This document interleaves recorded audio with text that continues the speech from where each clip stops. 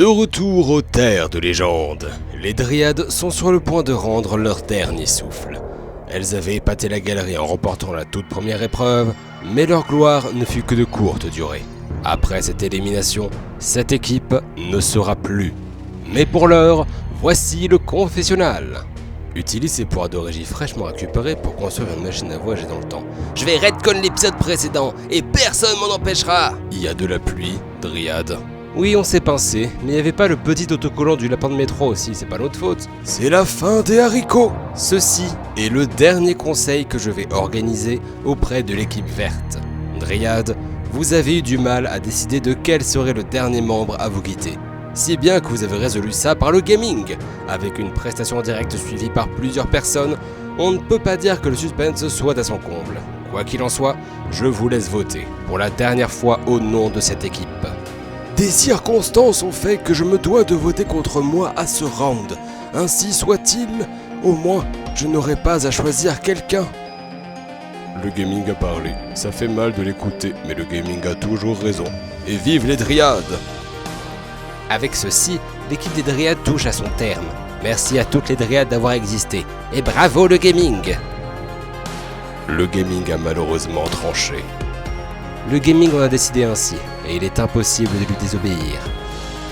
Si le suspense n'était pas déjà palpitant, à présent il n'y a plus aucun doute. Je vais tout de même dépouiller les votes par principe.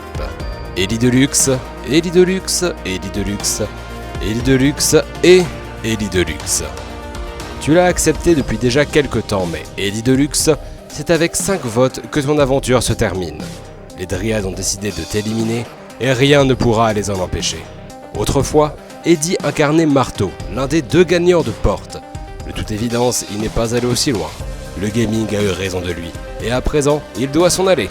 Je t'invite à prendre la barque des adieux, et à rejoindre celles et ceux qui sont tombés avant toi.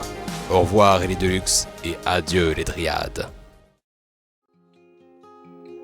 Ding dong, c'est l'heure du rassemblement. Je veux voir tout le monde sur la plage et que le reste des Dryades amène leurs affaires.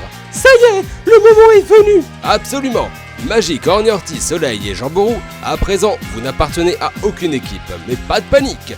Les Oréades et les Kabires sont là pour vous repêcher. Chaque équipe a fait sa liste de priorités, et les Kabires ont la main. Même si en vrai, il a été décidé que le choix allait être laissé aux Dryades elles-mêmes.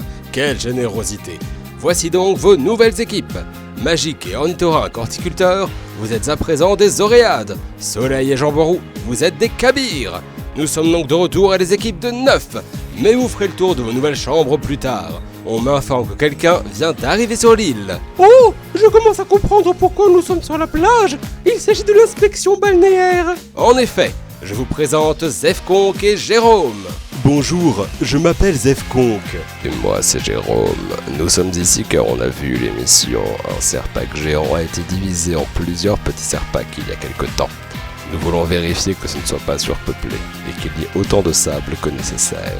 Oh, et comment comptez-vous faire ça? Zef n'est pas un Zerzal comme les autres, c'est moi qui l'ai conçu. Aucun autre ne me convenait. Il pourra s'en charger. Analyse en cours. C'est dégradant. Analyse terminée.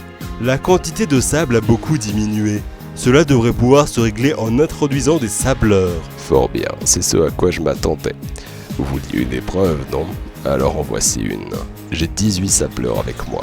Je suis sûr que vous allez trouver quelque chose. En effet, ça me donne une idée. Zer, les sableurs ne vivent normalement pas sur cette île, donc personne n'en a croisé. Explique ce dont il s'agit. C'est une bonne idée.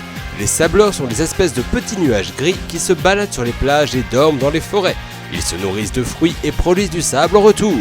Votre mission va être de produire du sable. Vous êtes 18, il y a 18 sableurs, et donc je vous présente 18 boîtes. Ça vous rappelle quelque chose? Ça devrait. On vient tout juste d'avoir un gros changement dans les équipes, donc pas d'élimination pour cette fois. Ceci est une épreuve bonus. Vous devrez simplement choisir chacun une boîte. Elles sont numérotées de 1 à 18. Attention, cette fois-ci, vous ne pouvez pas prendre une boîte qui a déjà été prise par quelqu'un d'autre. Premier arrivé, premier servi.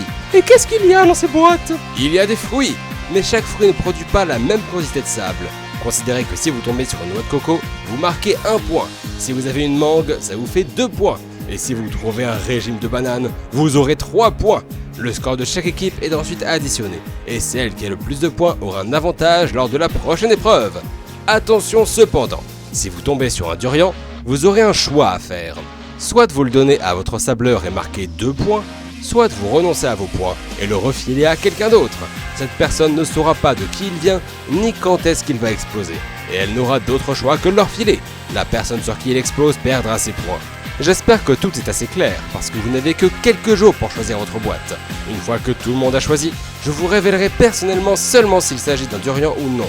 En vous souhaitant bonne chance, on se revoit très bientôt dans Rosé!